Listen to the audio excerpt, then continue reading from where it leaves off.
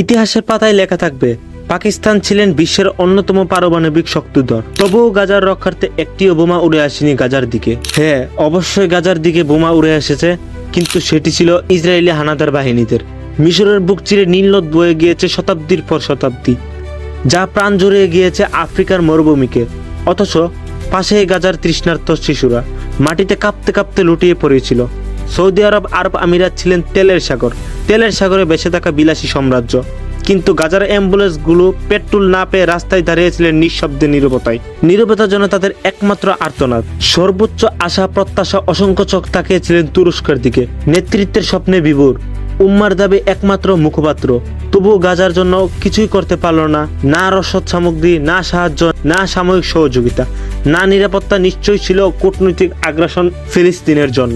গোটা বিশ্বের মুসলমানদের প্রায় 50 লাখ সৈন্য ছিল, ট্যাঙ্ক, ক্ষেপণাস্ত্র, যুদ্ধবিমান, স্যাটেলাইট, গোয়েন্দা বাহিনী, ছিল আধুনিক প্রযুক্তি, এমনকি হাইড্রোজেন পারমাণবিক বোমা। কিন্তু গাজার আকাশে একটিও ছায়া পড়েনি, গাজার দিকে কেউ হাঁটেনি।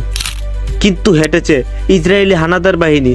অবশ্যই হাইড্রোজেন পারমাণবিক বোমার ছায়া পড়েছে, কিন্তু সেগুলো ছিল ইসরায়েলের। সবকিছু থাকবে ইতিহাসে।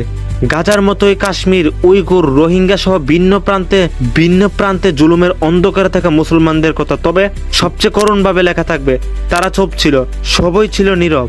মৃত্যুর চেয়েও গভীর ছিল সেই নীরবতা। ইরান ও ইরাকের কাছে কি নেই? তারা ছিল পৃথিবীর অন্যতম হাইড্রোজেন বোমার দেশ, তারাও নীরবতায় বিগুর ছিল।